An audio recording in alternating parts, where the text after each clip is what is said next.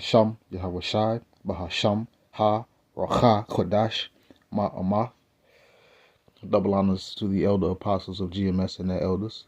Double honors to my elder, Aharawan Ban Yasharala of the Lions Den camp, here in Jacksonville, Florida.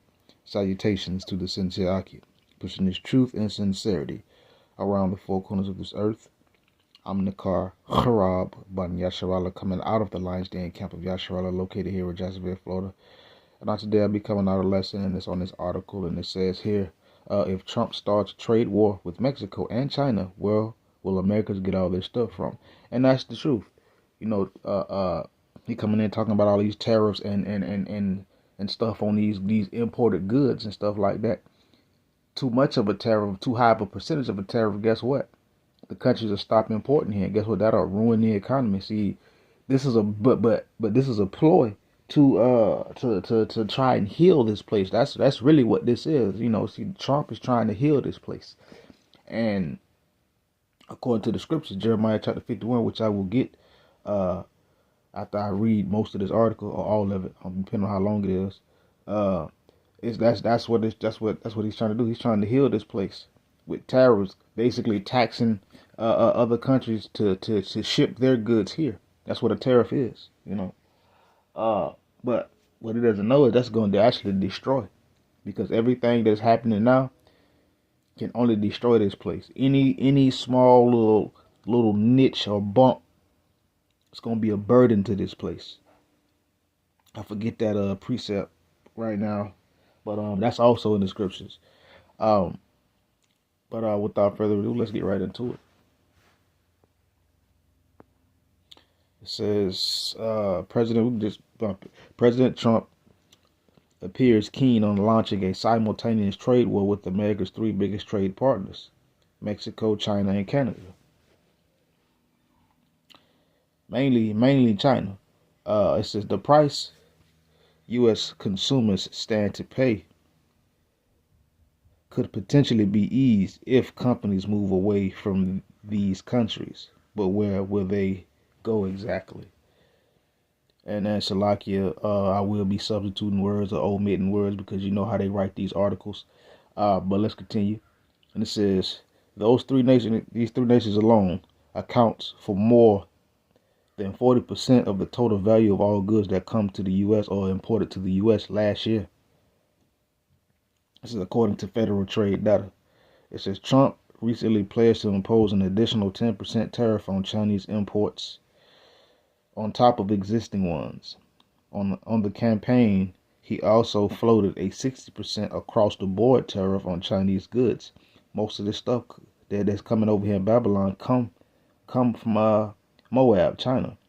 But continue, it says for Mexico and China, so like for Mexico and Canada, he said he plans to slap a new 25% tariff on all imports the very day he's inaugurated. So he already planning to F up the economy already while thinking he's healing it. But let's continue.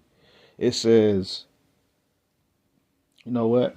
Let me go here real quick before I had one, but let me go here real quick. Let's go to Isaiah.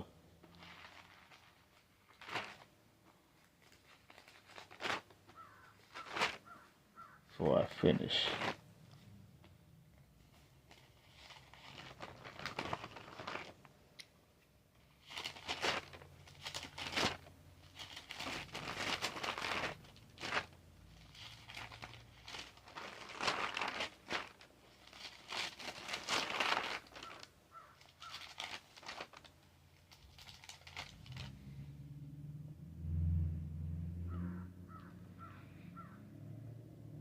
This is Isaiah chapter 14, verse 4.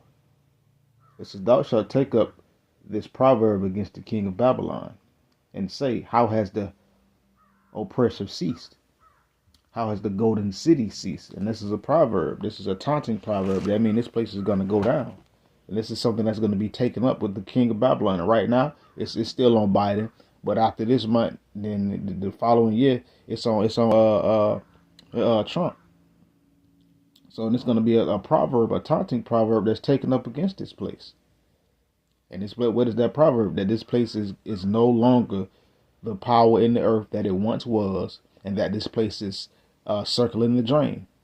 This place, Babylon America, is behind the 8 ball now, as the saying goes. So this is a proverb that's going to be taken up against the king of Babylon, that says, how has the oppressor ceased? How has this place ceased? The Lord has done it. How has this golden city ceased? The Lord has done it. Verse 5, the Lord Yahweh hath broken the staff of the wicked and the scepter of the rulers. So the Lord has taken the power from this place. This is why you have D. Trump coming in there with the tariffs and all that stuff, trying to kickstart, trying to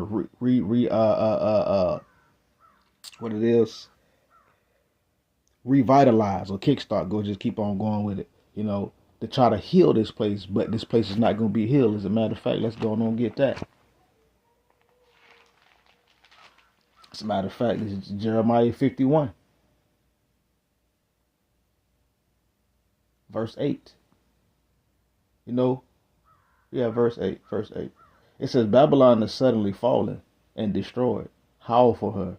Take balm for her pain. If so, she may be healed. So this place is suddenly destroyed. This place is going to be suddenly destroyed. This place is suddenly powerless now. It is fallen and destroyed. It says, howl for her. Take balm for her pain. If so, she may be healed. And this place is not going to be healed. They've tried it. Quantitative easing from 1 to 3. Now they in infinity. The greenback is no longer it no longer has the same purchasing power it once had, because it's only backed by debt and nothing else. But this place is suddenly falling. Take balm.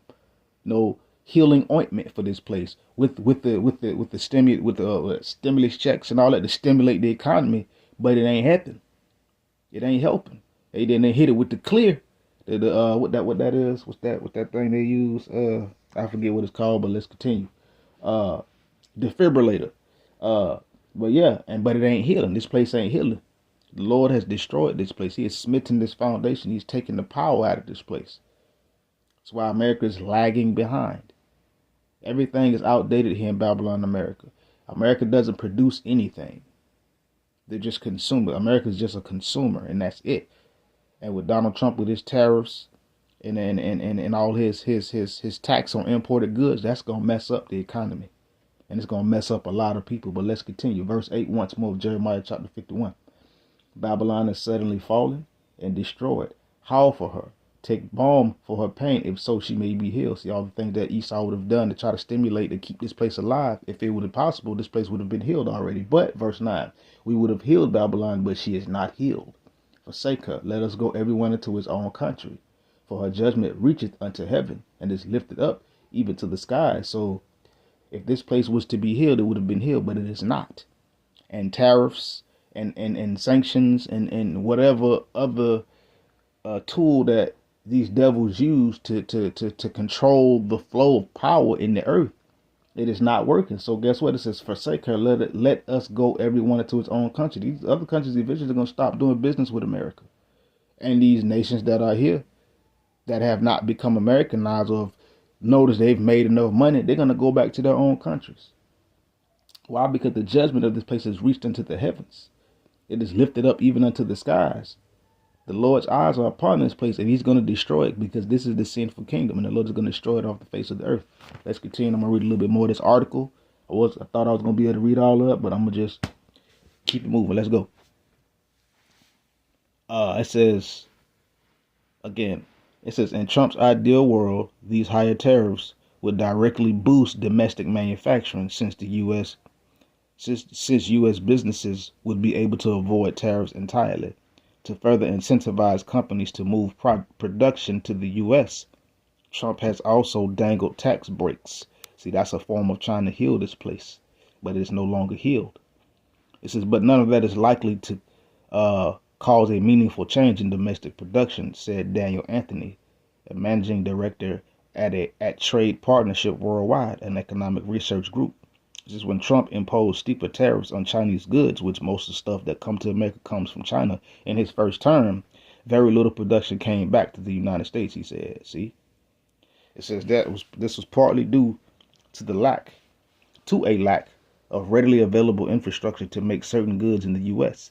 But even if that infrastructure had existed, moving manufacturing to the U.S. mostly translates to much higher production costs that directly feeds to higher prices consumers pay. See, so tariffs on Chinese, Canadian, and Mexican imports go up across the board, the more businesses will likely look to shift their production to other nations.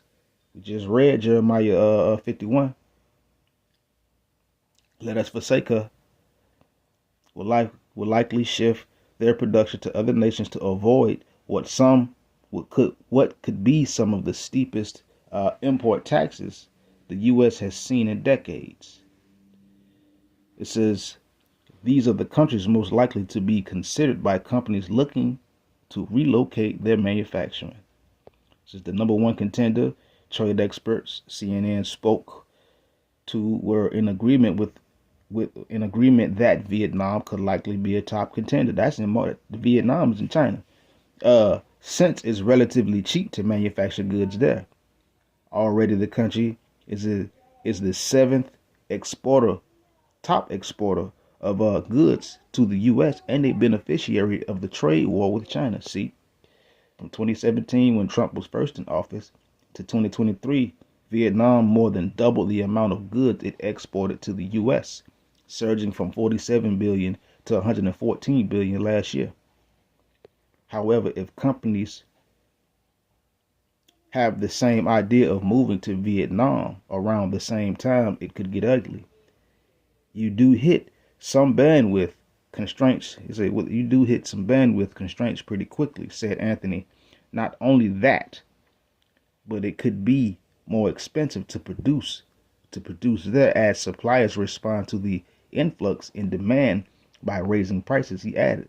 So this is going to mess up the economy. Look here, it says cars.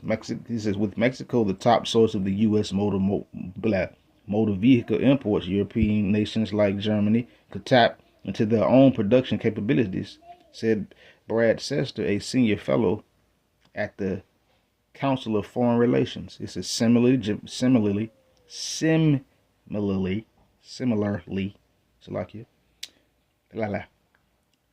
and South Korea, also heavyweights in car manufacturing, could ramp up production, he said. Apparel and footwear. This is in addition to Vietnam, Americans are likely to see more of their clothes and shoes coming from Indonesia, Bangladesh, and Cambodia, which a lot of that does happen. If there's a new three-way trade war, said Anthony, federal trade data shows that the U.S. has increasingly been importing more apparel and shoes from these four nations in recent years. It says on the luxury, footwear, and apparel side, though Italy may experience higher production demand, Anthony added. It says electronics. Taiwan is the third highest exporter of electronics to the U.S. last year.